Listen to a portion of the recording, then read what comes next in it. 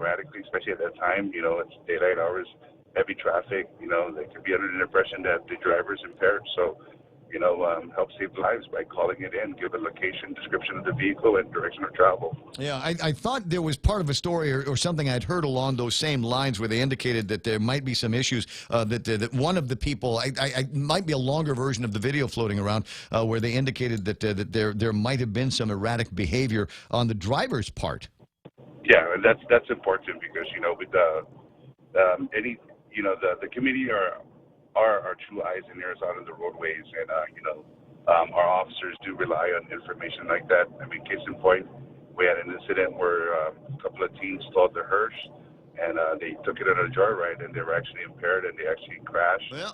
And it was during school hours, so something bad could have came out from that. We can lay all kinds of charges on these guys. We'll just see what happens. It's just that I worry, Sarge, that there's just so much happening in this community that we're getting used to. And I know everybody is trying their best, but we need to do more by enforcing this. It's the story floating around about leaders from Chuk coming to Guam to discuss the compact issues and the bad behavior of some of the people that are representing them. But I don't know what else to do other than arrest, deport. Somebody told me, 99% of the time it's the same bunch of guys, but we haven't figured out a way to get those same bunch of guys out of town permanently. Yeah, we hear the concerns of the community. We understand, of course, the frustration and everything because we have to deal with it in our end too. But aside from that, we at the Guam Police Department's Community Affairs, we are continuing our efforts by reaching out to groups within the community that are moving in the right direction. Case in point, our partners with Micronesian Resource Center. We are just doing the littlest things that really can make an impact in a family. And doing all these outreaches for the past years, we understand now that where our direction needs to go in addressing issues. And, we've been getting calls from within the FSM communities about them wanting to assist and help us with our endeavors by, assisting us with outreaches, assisting us with how, they can educate. And I think grasping this concept, there's a formula where internal combustion can actually set off, everything. And if we work with the right people, with some of the outreaches that we have planned, I think we can target the audience and target the people that do need to understand the information and do need the information that, hey, you screw up, this is what's going to happen. Yeah, well, but there doesn't seem to be enough of this is what's going to happen. We don't have enough, and I don't believe that this administration has deported anybody since they've taken the oath of office. I think that needs to be put back into our arsenal of dealing with individuals like this. Paulie, are you still there?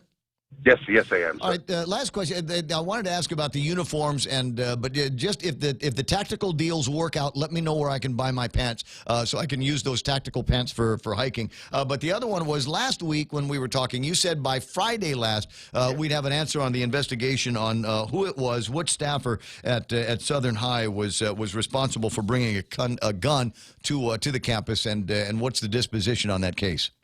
Okay. I did mention that, and I'll bring it up tonight that the case was actually forwarded to the Attorney General's office, and again, with this being forwarded, we are seeking the attorney to hopefully indict the individual. Now, unfortunately, we didn't make an arrest on the individual that brought the gun. That's why we're forwarding it to the office of the Attorney General for a possible indictment. And, in line with the due process and everything, until an arrest has been effectuated either by the issuing of a superseding indictment relative to this case, we can go ahead and make public as to the individual that brought the firearm. But, rest assured, all reports that were generated by the Guam Police Department have been turned over now to the Office of the Attorney General. Can I get copies of that report? Until it becomes public record. Once an arrest is made, it should become public record, or an indictment, a superseding indictment is made. It should become public record. So why has there not been an arrest? There's some issues that we thought that the Attorney Generals might look into. So it's on their side of the table now, and they can easily effectuate, or they can easily move forward with a superseding indictment. based on the full totality of the circumstances of the case. Not to really disclose too much of the information because this is still within the judiciary process until we get the conviction, until until the indictment is set forth. Should an indictment be brought forward, until a conviction comes forward, we can further elaborate on the case. So as far as the police department is concerned, their investigation is over, but it is still sealed pending an indictment or charges, Yes. Allegations that would be made now by the Attorney General's office, not the police department. Yes, that is correct. And moving forward with that, we continue to work closely with the Department of Education and, of course, the Office of the Attorney General in bringing closure to this. So again, once should an indictment be brought forward by the Attorney General's office and arrest be made and move forward to the judiciary side regarding a conviction, that's when we can actually identify the individual that was involved with this case. Yeah. So, but until then, we don't get to hear anything about it. And if the Attorney General's office decides that they don't want to take on this case for whatever reason, we'll never know who it was that brought a gun to the school. Yeah, we still have to protect the rights to due process. Everybody has to have that right to fair due process. Well, I'm going to start bringing guns to school. I'm serious. I mean, it sounds like if you're a somebody in this town, the laws don't apply to you. So we've got, if there's not going to be any kind of enforcement, if there's not going to be an arrest made, and if it's at the determination of the Attorney General's office whether or not a crime has been committed, I'll give you a hint: a crime was committed. Then I ought to be able to get away with it. Yeah, it is where we put it with closing the case and forwarding all pertinent information to the Office of the Attorney General. They can move forward with the superseding indictment with this case and bring it to trial. So this is not the end of the rope. This is still no, it's not the end of the rope. But I will submit to you that it is disappointing. I mean, the Department of Education already knew who it was and took administrative action against the individual. The teenager is going to be tried as an adult because he got a gun out of a car, and that gun should not have been in the car on that campus. That's the original sin on this whole investigation, on this whole story, and it feels like a cover-up. And I'll be straight with you. It feels like you're passing the buck. Not you personally. It feels like the department is passing the buck on the investigation and are going to leave everything in Lieven's hands.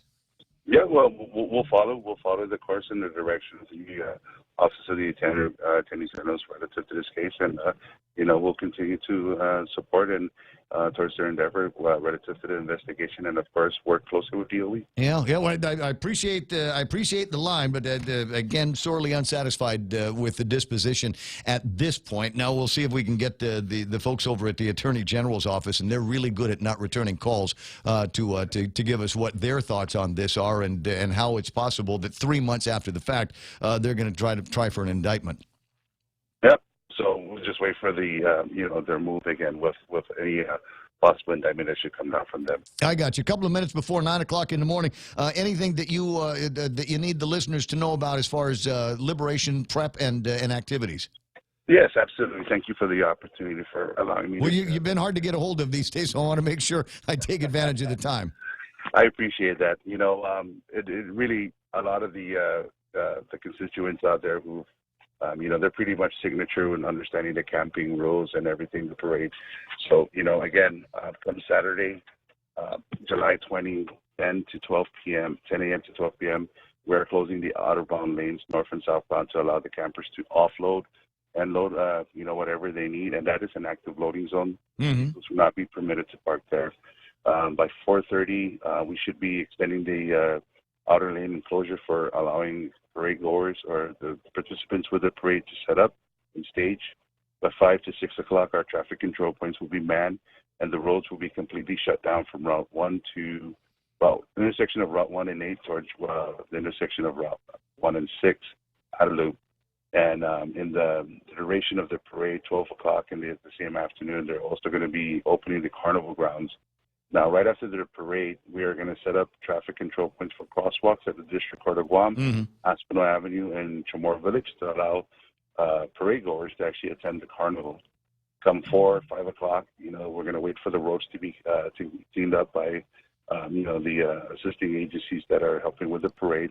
And by 6 o'clock, we're going to open up partial roadways, which is the middle and inner lane. The outer lanes will be still closed to allow campers to stay and view the fireworks, and of course, fireworks are going to be up late. I mean, that's like 10 o'clock at night or something like that. That's my only complaint. Dude, I'm going to sleep. I will be fast asleep at some point around there. Hey, Paulie, I got to run. I got a couple of other things I want to take care of. I again expressed my disappointment. I was hoping to get a name, an answer, and what the next steps are going to be. But as you said, the Guam Police Department has forwarded the case to the Attorney General's office for their disposition and their determination of whether or not a crime has been committed. Crime was committed. Yep. Okay. I'll talk to you later, bud. I'll see you. I appreciate you. Thank you. 888-8255-888-TALK, 9 o'clock in the morning, or darn close to it. It's the Ray Gibson Show. Coming up, we're going to talk about some vet issues with a couple of other buddies of mine from GPSI. You're going to want to stick around for that. We did get word from Sam Shinahara. The issue over at the Guam International Airport with the burning slidewalk should not slow down any of the departures that need to take place here. And plus, we've got tickets to go and watch Rich Guzzi. That's all ahead right here on the Ray Gibson Show on 93.3 The Point.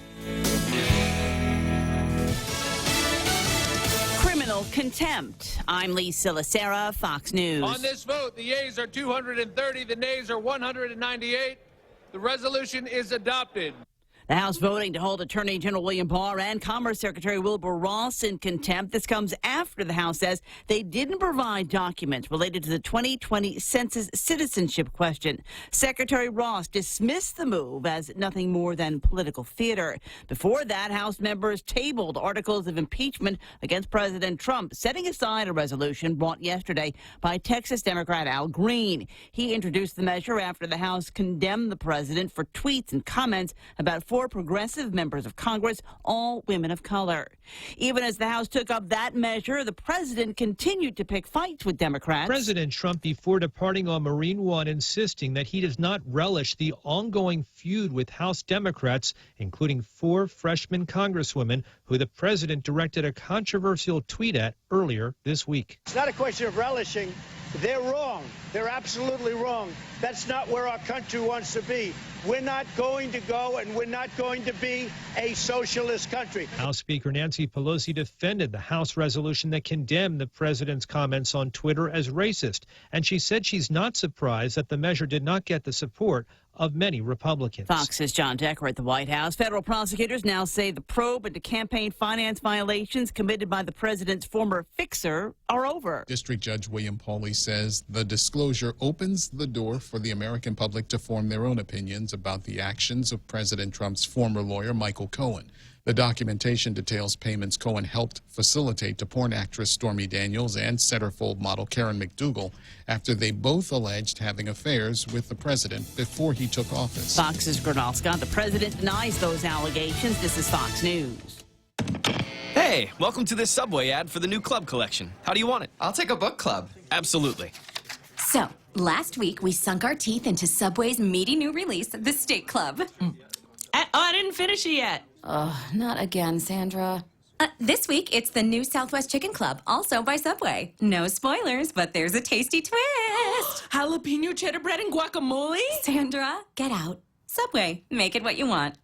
Good ending. Limited time only at participating restaurants. We know too well the inconvenience of not having power after a storm. You worry about the food in the freezer going bad. Nights get hot. It's hard finding comfort when going to sleep.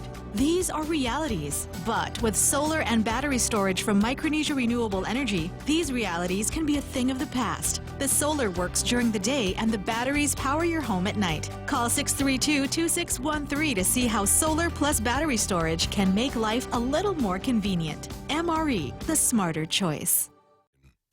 Convicted drug kingpin Joaquin El Chapo Guzman sentenced to life plus 30 years this morning in a massive drug trafficking case. It means that never again will Guzman pour poison over our borders, making billions while innocent lives are lost to drug violence and drug addiction. U.S. Attorney Rich Donahue, his attorneys say they will appeal. Another city bans the use of facial recognition software. The city of Oakland has voted to ban the use of facial recognition software. The councilwoman who pushed for it cited studies, including one out of MIT, that found higher error rates in identifying people of color. Nathan Sheard with the Electronic Frontier Foundation says even if the technology improves enough to eliminate those deficiencies, that wouldn't address the civil liberties issues that the technology brings up. Especially since he says there's no uniform standard as to how the technology is used. In 2016, the Georgetown Center on Privacy and Technology stated law enforcement face recognition networks have access to over 117 million American adults. Jessica Rosenthal, Fox News. A political candidate backtracks after suggesting the office he's running for is a man's job. Malcolm Johnson, who is running for county supervisor in Mississippi, claims he wasn't criticizing all women when he said it's a man's job. Johnson tells a local TV station he's not against women being supervisors, but earlier this year he told a local radio station community activist Rukia Lumumba needs to learn to be a woman. Lumumba, who was not running, said Johnson's statement perpetuates the idea that women are inferior to men. Happy World Emoji Day. Apple and Google announcing they're rolling out dozens more that include cute critters, of course, but they're also expanding the diversity of human images. Apple's new emojis will be available in a few months with a free software update. Google said its emojis will be released with Android Q later this year. I'm Lisa Lacera. This is Fox News. Just after 9 o'clock in the morning, at 9:05, as a matter of fact, Ray Gibson on 93.3 The Point. And earlier I'd said that there should not be any issues with delays at the Guam International Airport because of the slidewalk smoke issue that they seem to be having. I don't have an update on that. I do have video of it when it first came out, and I'll share that with you on Facebook and YouTube Live in just a couple of minutes. But I did get this forward from Sam Shinahara at United. Saipan inbound is being held, but can't check in any passengers just yet as the airport is still shut down. Good time for it to happen as the airport is at a lull right now. So for clarity, the flight from Saipan is still on the ground. They're not checking in any passengers. So if you've got somebody that you're supposed to pick up on the Saipan flight, you might want to wait until they WhatsApp you and tell you that they're actually on the airplane and they're actually making their way into Guam. So it hasn't taken off yet, and they're going to cool their heels. How much is a beer at the Saipan airport? I'm trying to remember. And is it too early? Never too early. Never, especially up in Saipan. They said they're going to be holding that flight until the Guam International Airport opens. So that's the upshot on that. Doesn't look like it's going to be causing any problems for outbound travel on any of the airlines that Sam is familiar with. 6 after 9, that's what's going on at the Guam International Airport. Raymond Gibson Show continues after these. Family Finance has been serving the people of Guam since 1959, and they'll continue to be there for you in the years to come. Whether you're looking to get a personal loan for that summer vacation or paying off those long overdue bills, Family Finance has got you covered. Apply for a personal loan from $1,000 up to $3,600 by calling Family Finance in Agutya at 475-4545, Upper Tumon at 647-5626, or in Dededo, 633-4473. Family Finance, serving the people of Guam since 1959.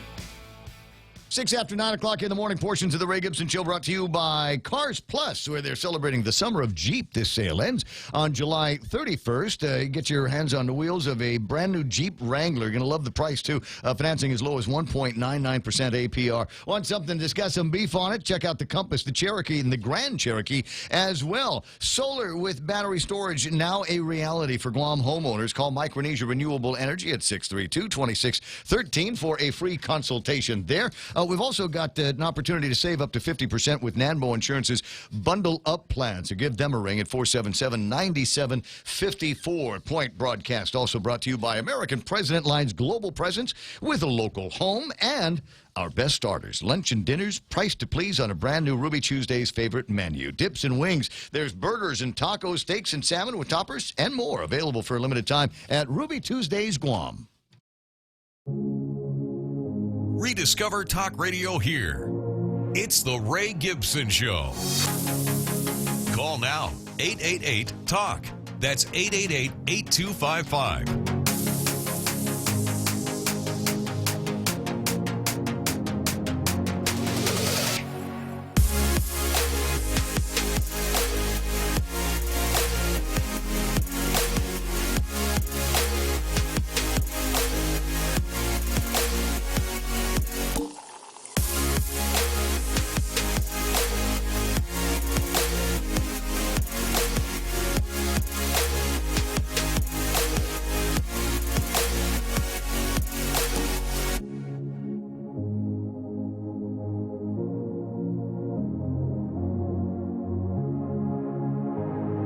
after 9. A little bit of a setup in the studio. We've got it's an interesting batch of people that are in the room right now, and I'm saying this because they all look like people I'm born and raised with, but they don't live here on Guam. They're Chamorros, but they're Chamorros from all kinds of different places, and an opportunity this morning to talk about opportunities that this group of veterans are going to be bringing veterans on Guam. I think I've got that right. I wasn't able to get the entire briefing. We were working on it, but there was a block party going on behind us when I was talking with the other dude from GPSI. But as I said, a big crowd in the studio this morning. So I'm just going to go around the room and get some names, even though you have badges on, and I hope the cameras are able to pick up everybody. Your name is?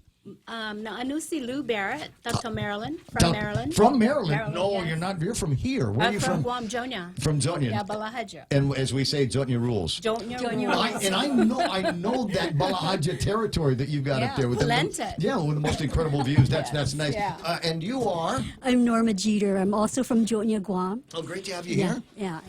Go ahead. Villanueva is my maiden name. Okay, and where in the States are you living at? I live in Maryland. In Maryland. Okay, so you said you were Washington. Okay, both of you in Maryland. And so you've come the farthest. Or Florida. Among those that come to Florida. Okay, and you are the founder. This is Cell? Yes. What's your last name? Aggie. Aggie, okay, and from living in Florida now, but originally from? Agate. From Agate Town. The best town. Agate also rules? Agate rules. Sometimes. Governors, when Jonia is taking the day off, Agate can rule. I was going to say the governor's chief of staff, Tony Babauta, is from Agate. I'm sure you know his dad and Anthony and mom as well, right? Mm-hmm. From back in the old days? Yes, we'll maybe I don't know their name, but I know their face. I see Roland Cambado? Yes, formerly from Talavofo, God's Country. God's Country, Biba San Miguel. Right? See, now we have to know all of the slogans and all of the patron saints in order to do interviews. I got Roland Type to know is here as well? Right, from Dedadu, where America's Day begins.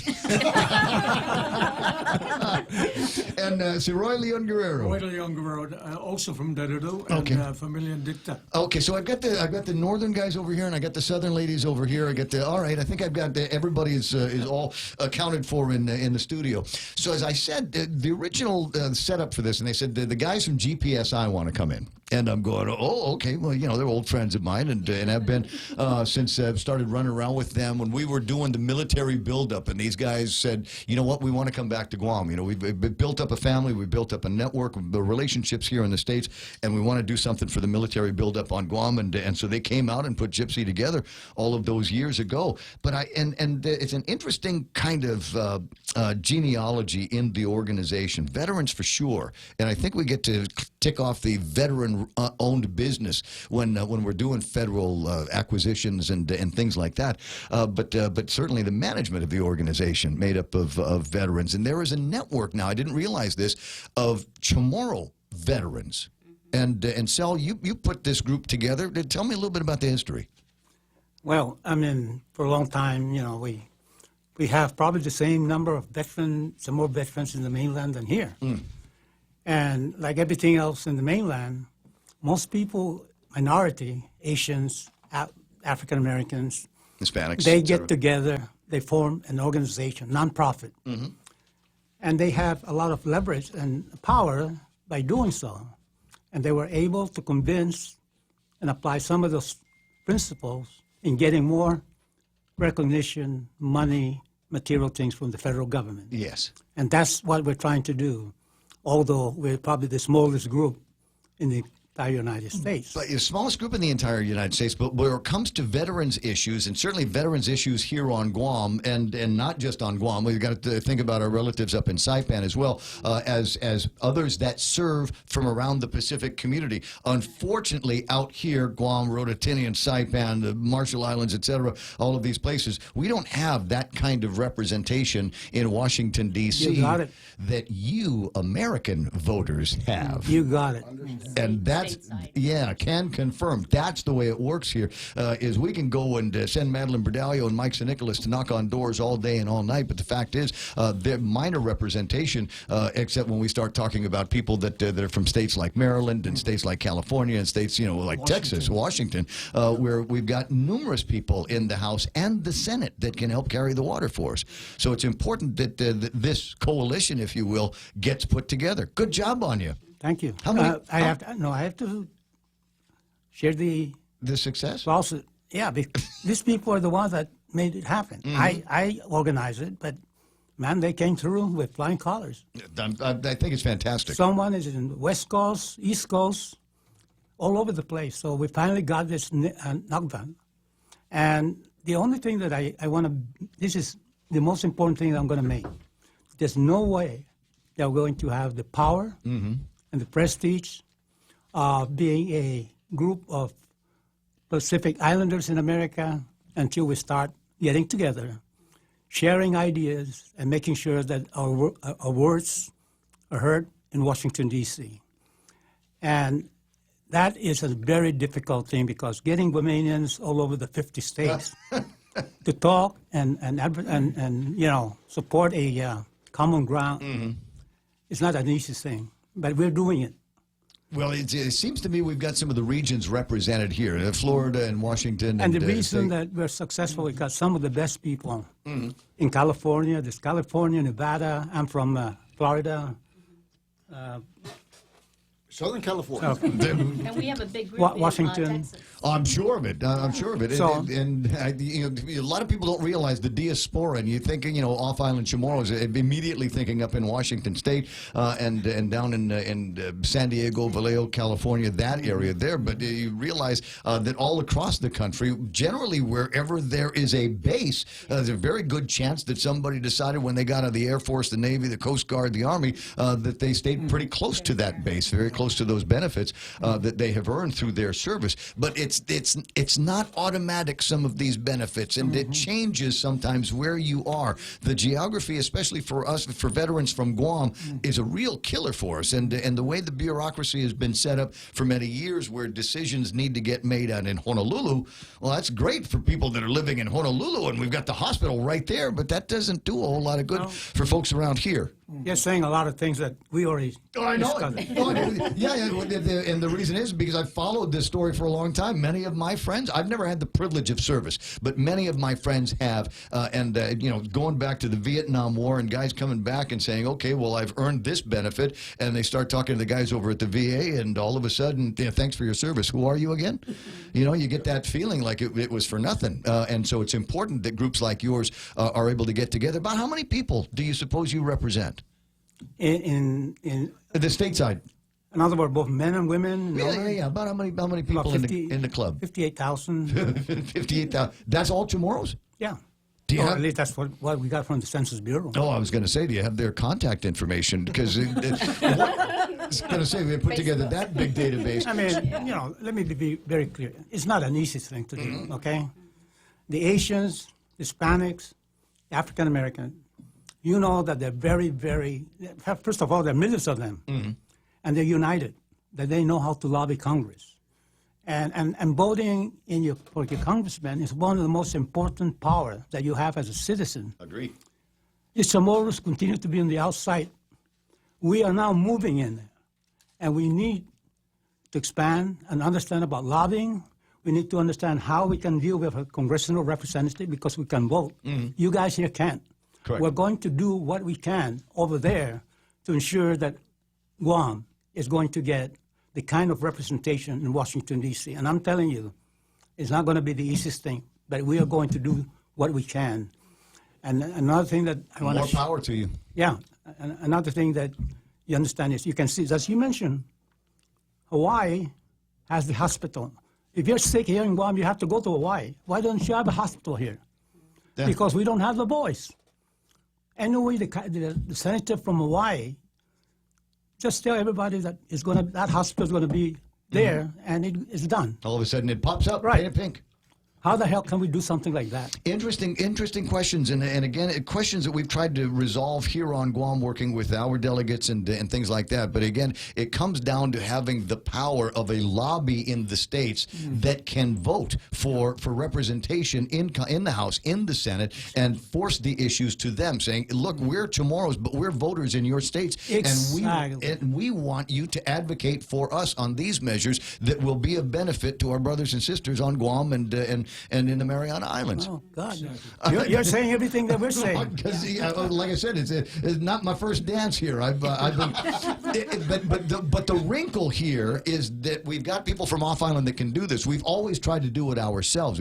And if you are a veteran on Guam, do you know how many benefits that you get? I mean, don't have to stand in line at the Department of Revenue and Taxation. We got free driver's license. We got free license plates for you. You know, I mean, and all of these things. And the idea at the time, and it still looks good on paper, the idea is if we can demonstrate how many veterans there are living here on Guam, never mind Chamorro veterans, I mean just veterans living here on Guam, the more noise we ought to be able to make with the federal authorities. And we might have 25, 30,000, 50,000 people on Guam that have had the privilege of service and have worn the uniform. But Guam doesn't vote for congressmen, for senators.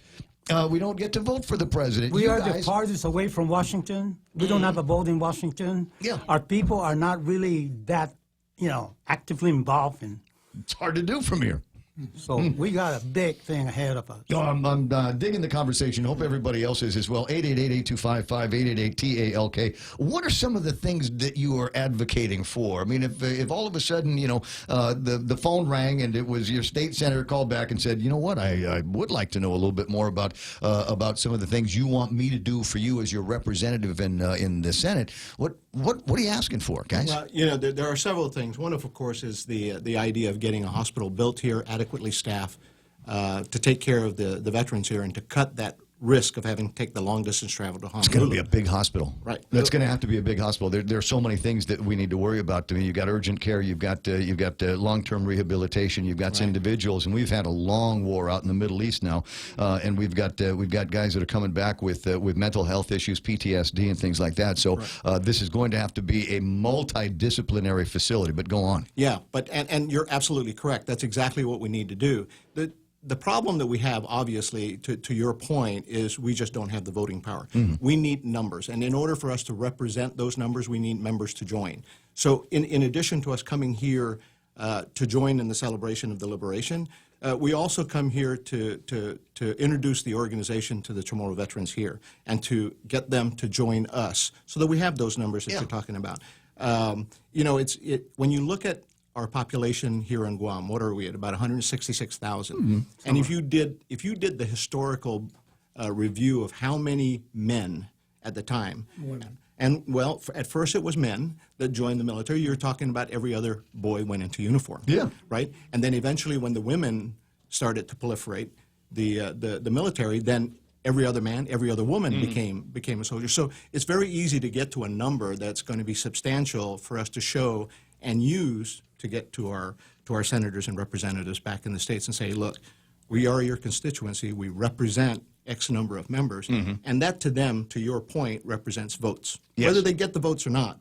Because we don't necessarily have to go up there, I don't believe, and say this is Joe Schmuck. But it's a group that they're not communicating with and they don't know about until we actually start to make it clear that there are substantial numbers behind it. That's correct. So when we start talking about membership in this organization of Chamorros, of people of Guam that live in the states, obviously the veteran is going to be included, and maybe the veteran spouse is going to be included. But is there like an associate membership that I could so it's not just. So it's you and the wife and the kids and cousins, even though they never wore the uniform and never ever went on the base to go get Popeyes, we can still join up. So, membership director. Yeah, as a matter of fact, we changed our membership requirement, so now every member of the family, any friend of any Chamorro is now eligible to join the National Organization of Chamorro Veterans in America. Aha! Yeah. So there is something like an associate membership. So you've got the veterans there and the people that wore the uniform, but family, friends can also join up. So You can join. Yeah, so we're taking even bigger numbers in. Force multiplier, I think, is what the military refer to that as. Yeah, as a matter of fact, that's one of the things that we're going to do is during this visit, we want to make sure that we get the word out to every veteran family and friends in Guam. What I hope to do is that the next few days, visit every village, talk to the mayors, leave some application forms. Yeah. I'll drop some forms over at the Guam VA office. We'll drop some forms at every local veterans organization to make sure that they can connect with us through this application form. Is there an online version of the application form? Can we sign up online? Not yet, but we're working on that.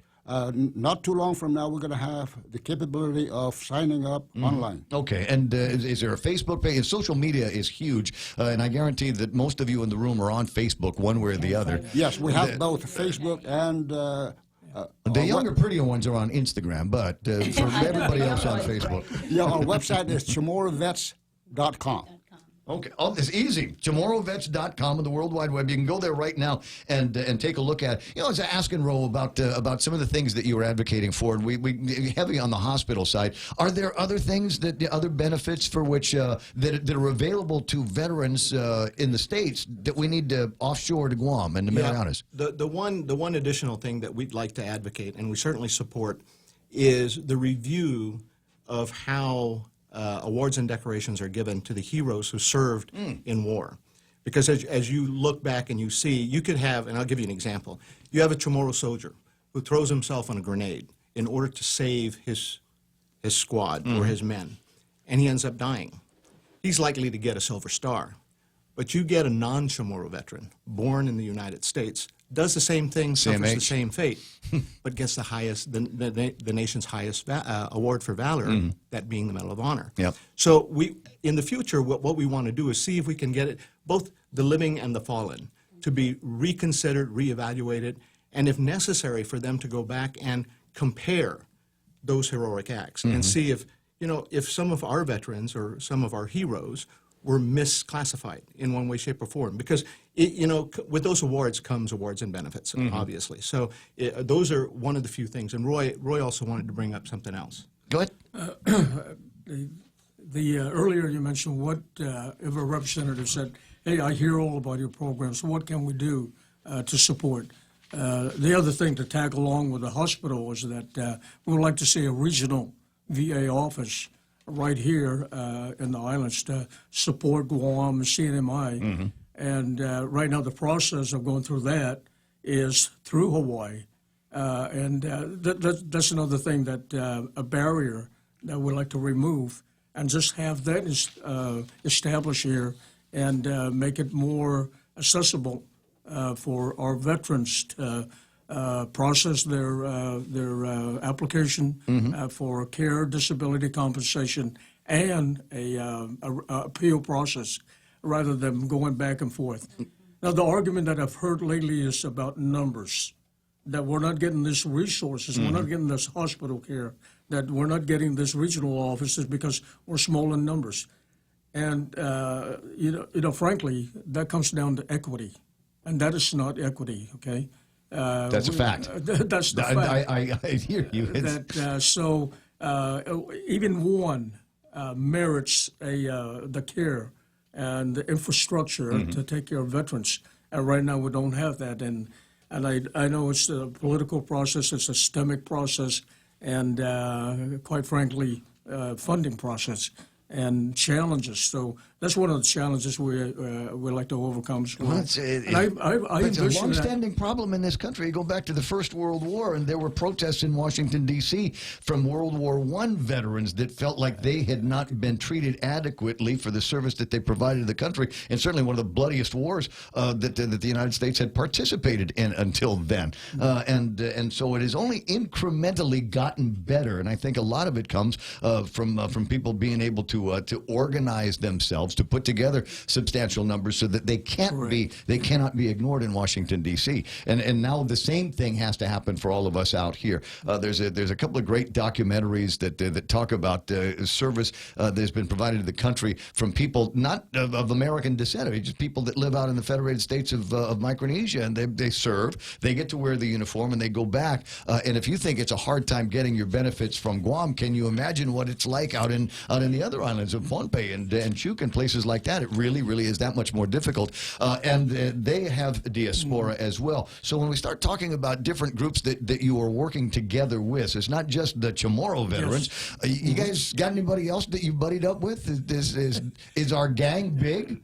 Well, you know what we've done is I'm also a member of the Veterans of Foreign Wars, and we are, at least we're trying to connect with them, and I've sent a letter to their legislative director out there to see if they can assist us in using their 1.5 million membership as a lobbying point to try to help the establishment of a hospital here in Guam. So I mean, with the lobby power of the VFW.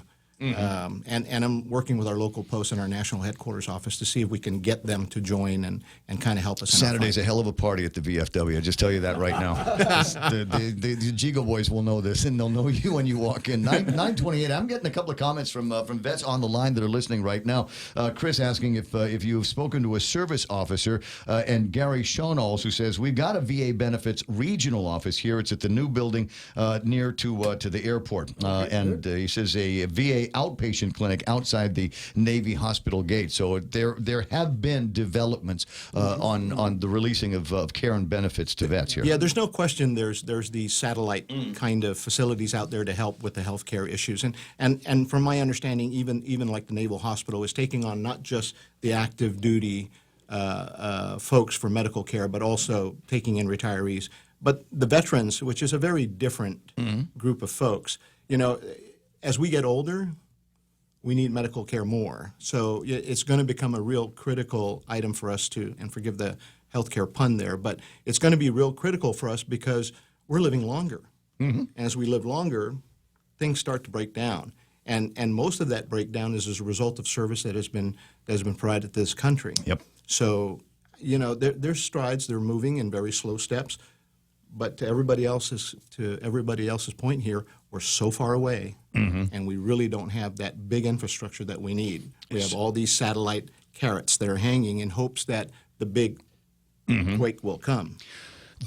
Again, going back over the theory behind all of this, and it is so basic and so easy to understand. It's like, why haven't we done this before? There's so many Chamorros, veterans that live in the States and have the opportunity to vote for their representatives to carry our message to Washington. If we can get all of the veterans that live in the States to speak with one voice to all of the different state representatives that go to Washington, D.C., the problems all of a sudden seem a whole lot smaller, because that's how people get elected, and they pay attention to numbers, and they'll pay attention to the numbers of vets in their states, not just Chamorros, but the number of vets in their states that are going to be asking for things. When we start asking for things that we want specifically on Guam, I think that's going to be fantastic. I think, you know, at some point, the only other questions that we've got to ask is, where do you want the hospital? What color do you want it to be? And who are we naming it after?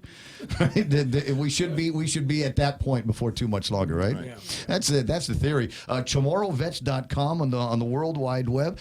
You've got all kinds of paper in front of you. What else do we have in here that we haven't touched on, that I haven't asked about? Well, actually, these are papers that are going to help us answer some of your questions, whatever questions you have. We have prepared to go and make presentations to, like the conference that's going on now with the Veterans Health Conference, which is being conducted today over at the Guam Community College. Had no idea. Yeah, and we're going to go out and we're going to go support the effort, and we're going to hopefully say a few words. And also, we're here obviously to help celebrate the 75th anniversary, and hopefully to meet with veterans across Guam so that up and down Marine Corps Drive, you will find them all. And if you've got something on you that identifies you as a veteran, build in some extra time because you're going to be spending a lot of time underneath the palapalas and the huts. I want to say last year our tent was right next to a bunch of I want to say Vietnam veterans, and it was a crazy time. Trust me, my hand was never empty. There was always something cold in one hand and a plate in the other. So the Guam hospital, you have not lost the Guam hospitality at all. 888-825-888-TALK. I got Tom on the line, so I'm going to ask Ro, if you would there's a pair of headphones on over there. If you put those on, you'll be able to hear Tom. He's got a question for you before we break away into anything else. Yeah, don't worry about it. It'll make your hair nice. Good morning, Tom. Hey, how you doing? I'm doing okay. I got Liberation Weekend in front of me, and I'm not working Monday. It could not be better. I'm sleeping in, bro. I just got a quick question for your honorable guest there, any one of them. You all are better researchers than I am, and I know you can find more information, but if at all possible, can you find those civilians, especially the teenager that took upon themselves to man the machine gun when the Japanese are coming into Guam, and two civilians, one a teenager, manned the machine gun and took over the machine gun to try to prevent the Japanese from reaching Agana, because the militia that were manning the machine guns already got killed in action. And I don't know who they are, but they are some more civilians. They're not even in the militia. And it would be good to honor those people. And also those two gentlemen that were bayoneted to death when they refused to lower down the Old Glory, the American flag. They were bayoneted to death by the Japanese soldiers. Faison John Blas. Do you want me to go find him? I'll find him and I'll bring those stories up to him. All right, and there's one more thing that I could ask you guys to do is find out who that Chamorro is that was a member of the military group that's heading to Saigon in the 1960s, and that airplane, the Lockheed airplane that was blown up in the sky, and it never reached Saigon. It left the Clark Air Base, Philippines, heading to Saigon, and it never made it there. And there's a Chamorro in that a group that died in that airplane explosion over the Pacific. Interesting. We ought to honor those that Chamorro there, put their names on your plaque or whatever. Good plan. Tom, I appreciate your time here this morning. We'll talk again a little bit later on, and I'll have you on with Tall Tales with Bob Klitsky on as well. I don't know that you guys have a research branch in the National Association of Chamorro Warriors. It's a work in progress. You don't have anything like that. Well, that's maybe something that because one of the things that you were talking about, Roy, is the idea that there are a number of veterans here who have received the accolades and a nod for their heroism, but maybe because their skin wasn't the right color. Or maybe maybe things weren't moving. Maybe they weren't recognized appropriately for whatever reason. There are others. And I mentioned John Blas's name, Sergeant Major John Blas. I think everybody around here either knows him or is familiar with him. Over the years, he's conducted a great amount of research, and one of the guys that helped provide some closure for the families of the guys that were killed out in Seguin just before the end of the war. But anyway, so he's done number one. He's done a ton of research on questions that Tom is asking, and number two, he is one of these guys. After I want to say 40 years or something like that, he'd served in Korea and had earned a hero's welcome, but he was only recently been given the honors. And I want to say there was a little ceremony, and he was kind of embarrassed by the whole thing. He's like, oh, shucks, I forgot all about that. That's just one small part of my service. But he's one of my favorite no-kidding heroes, and I was glad to see that he had finally gotten the recognition that he deserved for the heroism that he displayed under fire. Is it Congressional Medal of Honor stuff? I don't know. I don't write the criteria for that. But there are guys like that out here, and apparently there is a program where they are getting some reviews in those cases. But it would be something fantastic to get a a hospital out here. Chris Chip is a guy I want you to look for. If you're going over to GCC, Chris Chip, older American fella, handsome like all the other Vietnam guys, but he's going to be over at GCC, and he says, come on by and see us. Wonderful. So be on the lookout for him. Guys, thank you very much for coming in. Did I leave anything on the table? Is there anything else super important that we've got to go over? I think there's one last thing, and this really goes back to your caller, and that is we do a thing called the Chetlu Tribute. Okay, where we say a fond and heartfelt goodbye to those that have fallen, and we do that for those that die now and for those that have died in the past and have fallen in the past. So that particular tribute is very heartfelt. It's something that brings tears to everybody's eyes. But we do that as an act that NACVA does in support of our veterans. I like that. I'd encourage you, if you haven't been to Johnny Gerber's museum down across from the governor's office in Adelup, you need to go by there for a couple of reasons. It's number one, it's a great museum and great work that they've done to preserve lots and lots of images of the Second World War, occupation, things like that. But Johnny Gerber was probably one of the best Marines Guam ever had. Served in Vietnam in the late 1960s, came back here, did the wireless rock program, and is the reason why we call the road out in front of the radio station Marine Corps Drive, not Marine Drive. And so if you guys are going to do a Chetlu thing, I'd encourage you to talk to the Gerber family and see if there are accolades that you can send off in that direction. So you wanted to say one more thing? Well, I just want to summarize the whole thing here. We have a lot of things to do, and we have very little time to make sure that what we're talking about is going to be a reality. It's not going to be overnight. You know that. We have to educate as much of our people here as well as our people over there. When you have a meeting in California or wherever, and you say, who's your president? I mean, who's your legislature? And they said Marilyn Budai at one time. They don't even know that they have their own legislature representing them in Washington, and that these people vote. And they said that Marilyn Budai is the your state senator is your representative in Washington, D.C. We have a lot of ways to go to educate, motivate, and make sure that the Chamorro in the United States have all the information they needed to be an active advocate of our Chamorro, not only our culture, resources, and the future of Guam.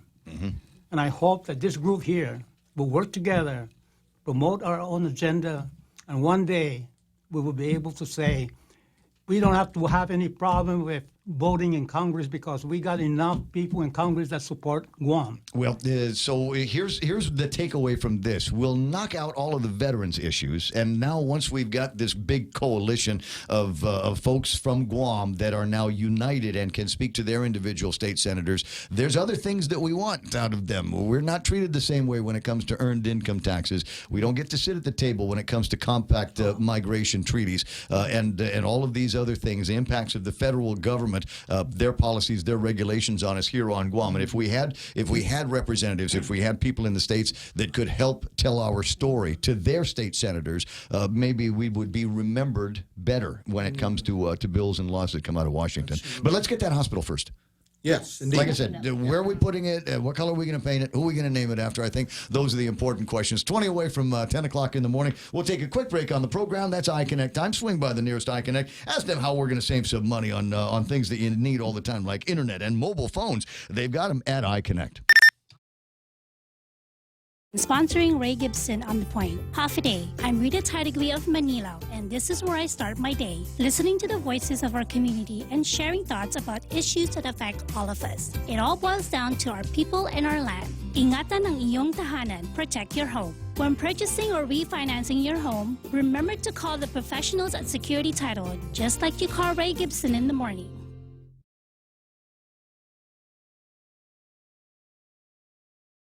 It's important to have claims process that works for you. At Guahan Insurance Services, we make things simple and convenient. Same door you walk in to purchase your insurance is the same door you open to file your claim. We can't pretend that the car insurance claims process is fun, but we can promise a hassle-free and speedy recovery without any runarounds. For your home, auto, and business insurance, visit us at the Camacho Landmark Center on Marine Corps Drive in Tamuning. Don't forget to like us on Facebook or give us a call at 475-1162 or text 929-SAVE. That's 929-7283. Hey, go to Wendy's. Berry Burst chicken salad, chicken sandwich. No. Look, there's chicken all over the place that they've got there. I dig it, but they've got the Berry Burst chicken salad. So you get the salad. That's the start of it, and we'll put all of that stuff down, the green stuff, and then we're going to put some cut up chicken, grilled chicken that they have there. Then strawberries, then blueberries, then feta cheese, and you get to control how much almonds you want. I think they put the almonds separately because of people that have like nut allergies or something like that. But that's what they've got for you waiting at Berry Burst chicken salad at Wendy's. Security Title is honored to join in sponsoring Ray Gibson on The Point. Half a day. I'm Rita Tidegli of Manila, and this is where I start my day, listening to the voices of our community and sharing thoughts about issues that affect all of us. It all boils down to our people and our land. Ingatan ang iyong tahanan, protect your home. When purchasing or refinancing your home, remember to call the professionals at Security Title, just like you call Ray Gibson in the morning.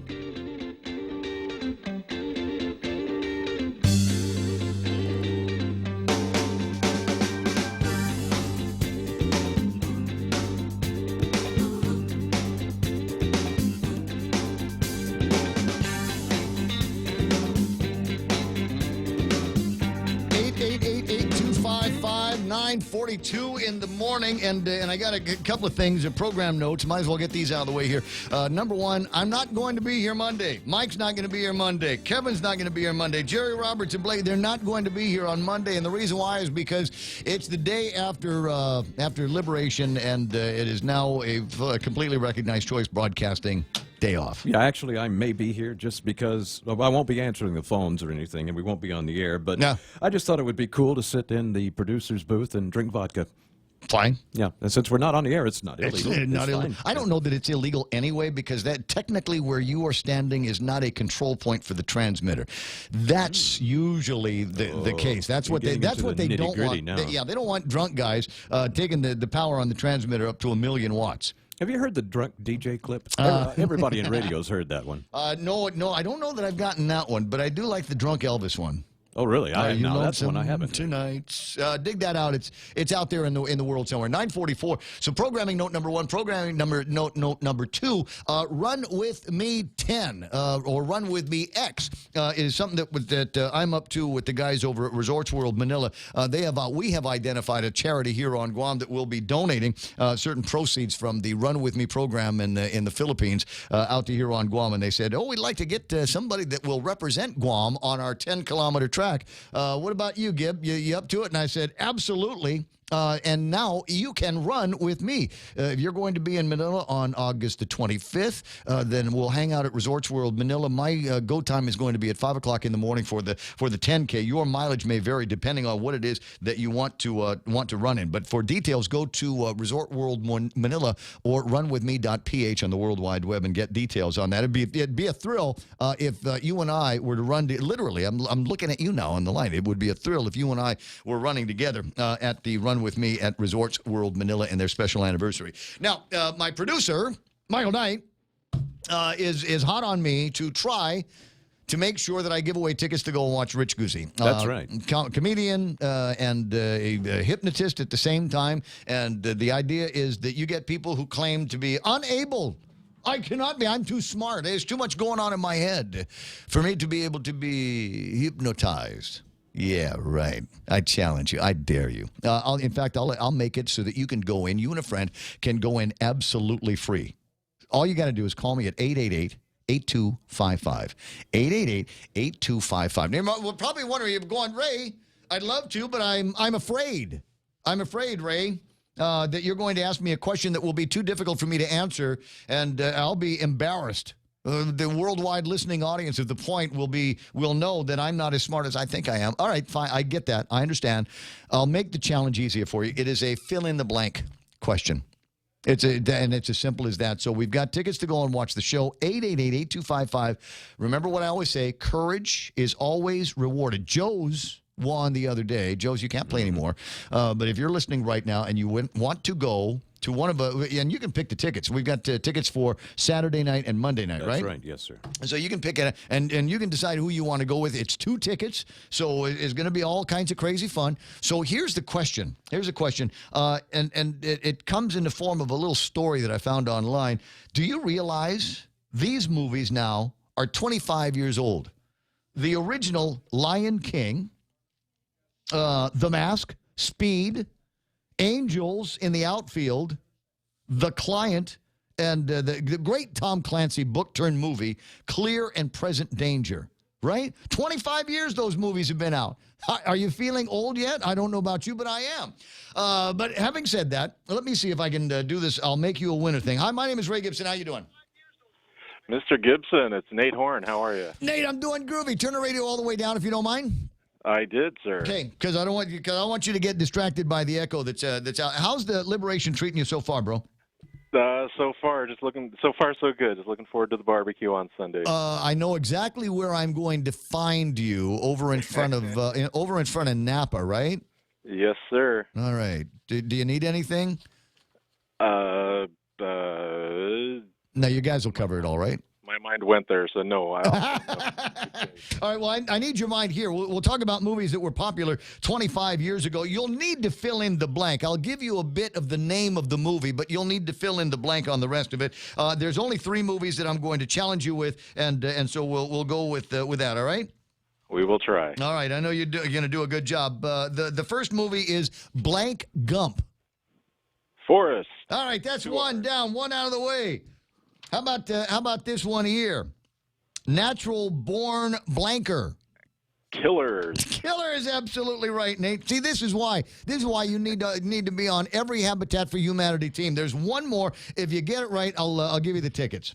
Awesome. All right, 25 years ago, and what a great movie this was. It featured Arnold Schwarzenegger was in the movie, and oh golly, what was her name? And she stripped down to her underwear and did this super exotic dance. You know which one I'm talking about? I know the movie. I'm trying to. It's Jamie Lee Curtis. Jamie Lee Curtis. I ought to give it to you just for knowing that when I was blanking out here. And the movie was True Blank. True Lies.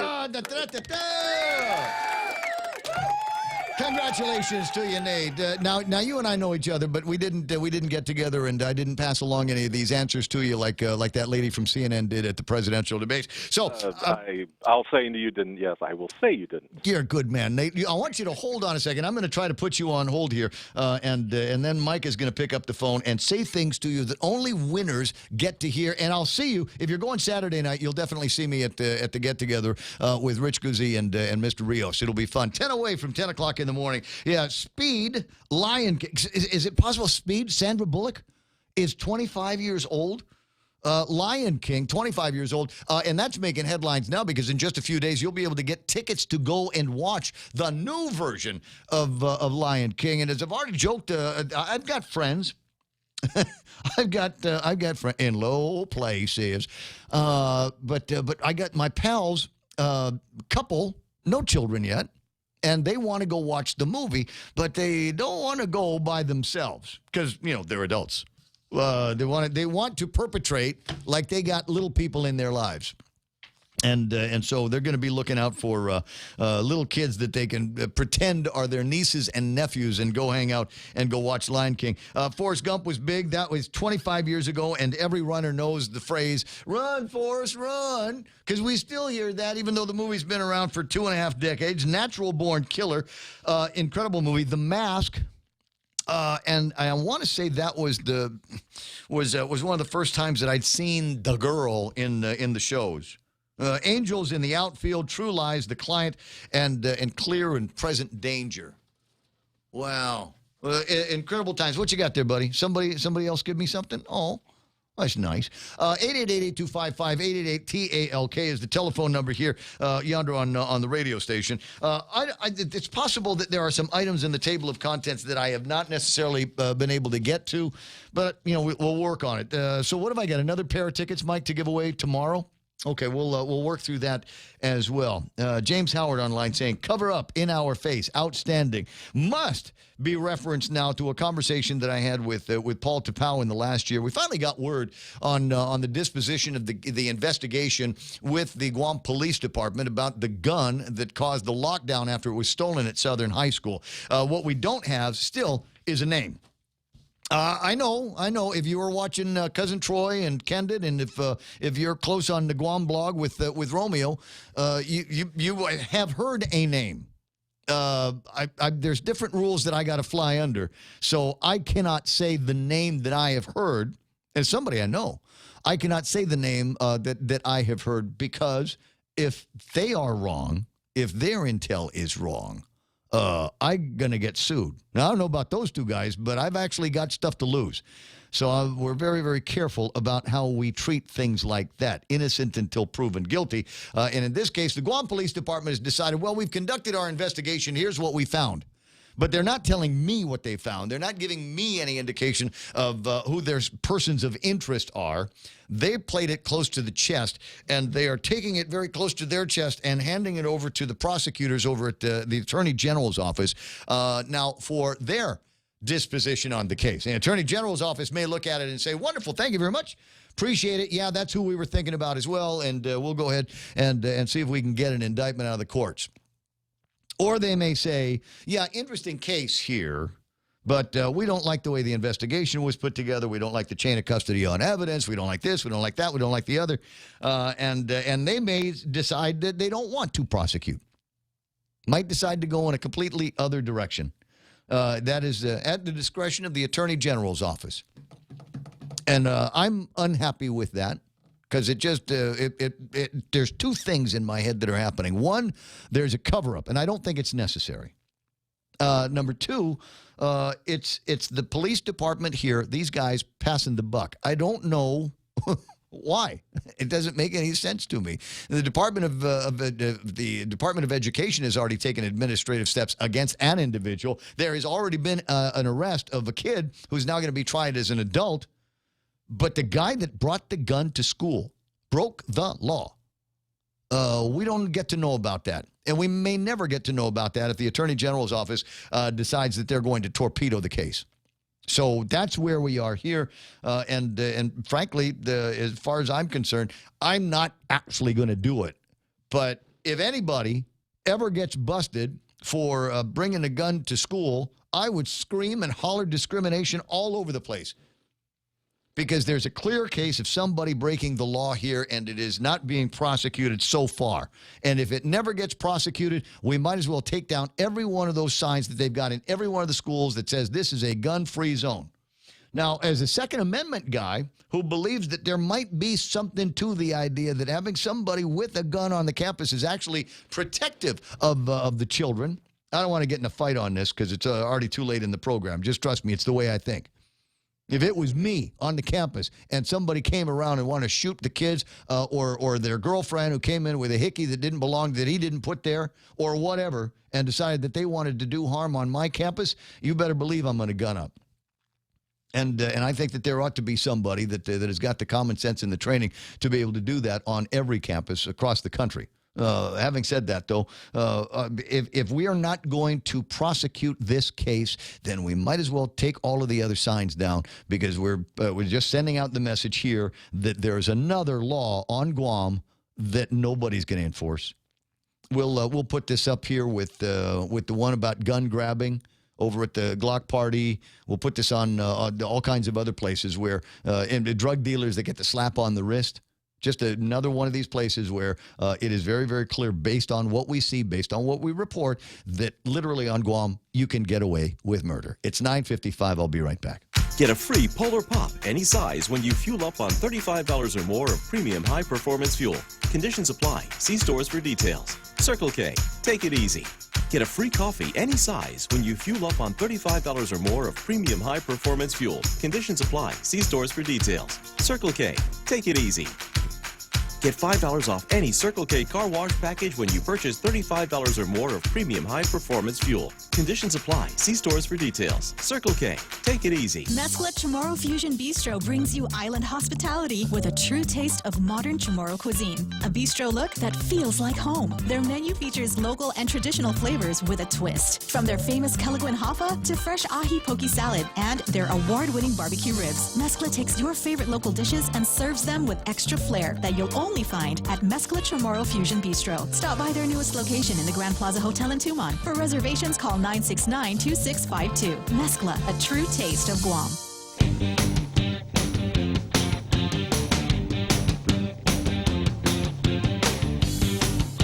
So I'm stuck on something. I'll work on it maybe over the long weekend that we've got in front of us. But we've got this PFAS thing. I was talking with Mayor Hoffman earlier about it this morning and concerns that they've got. It seemed to have been assuaged by at least the initial meeting that the PFAS that they're talking about in association with Sinahanya, the village, aren't necessarily a problem right now. So just table that. Your water is safe. Go ahead, drink out of the hose if you want to. However, we are in a place here, Ken. We are in a spot where I'm concerned that we don't have a better name. PFAS just doesn't roll off the tongue. It doesn't roll off the tongue, I think, as much as things like terrible tubic might. Well, that one doesn't roll off the tongue very much either. How about the awful agua? What do you think, Ken? I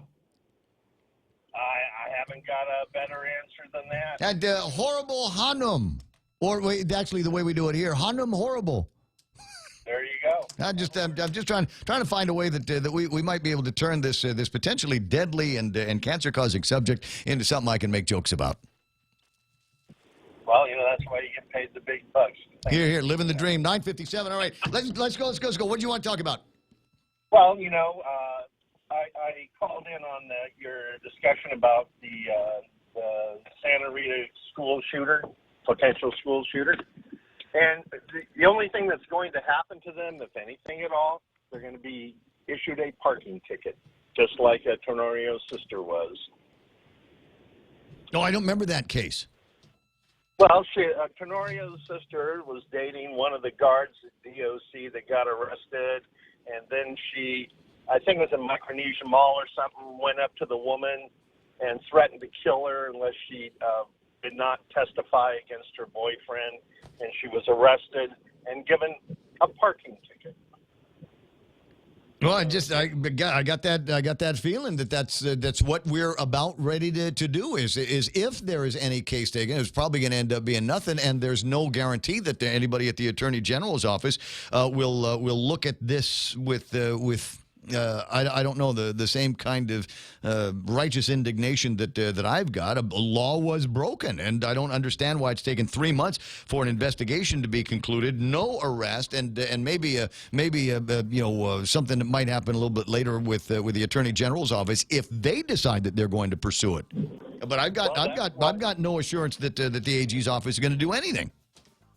Neither do I. That's why starting the 25th and for the next 10 days, we're going to be holding village meetings, and one of the topics is going to be creating through voter initiative a district attorney or a Guam prosecutor that's elected and beholden to the people. Because right now the prosecutor works for the Attorney General, and the Attorney General doesn't appear to have much interest in prosecuting anybody. We need to separate those. Yeah.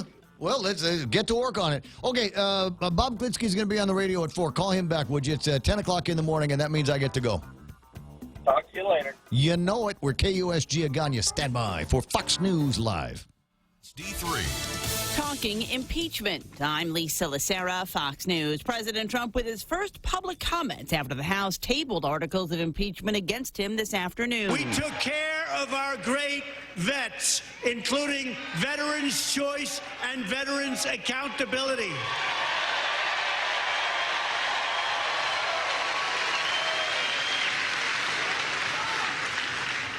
And they want to try and impeach. It's a disgrace. It's a disgrace. President with the comments at a campaign rally in Greenville, North Carolina. The House took up the measure after Texas Democrat Al Green introduced them yesterday after the House voted to condemn the president for comments and tweets he made about 4 freshman congresswomen of color that some considered racist. A short time ago, the Democratic-controlled House voted to hold 2 Trump cabinet officials in criminal contempt of Congress. The mostly party-line vote holds Attorney General William Barr and Commerce Secretary Wilbur Ross in contempt for refusing to comply with subpoenas related to an investigation into the 2020 census by Oversight Committee Chairman Elijah Cummings. There comes a time when the Congress must speak up for the Congress. Republicans dismissed the contempt resolution as political theater since a citizenship question at the center of the House investigation will not be added to the 2020 census. It's also unlikely the Justice Department takes up any prosecution of Barr or Ross for contempt. Fox's Jared Halpern on Capitol Hill. The State Department says officials will speak with members of the Washington Diplomatic Corps Friday about what they're calling a new initiative that they say will promote freedom of navigation and maritime security around the Strait of Hormuz in the Middle East. They say a multinational effort is needed to address the safe passage of ships as tensions with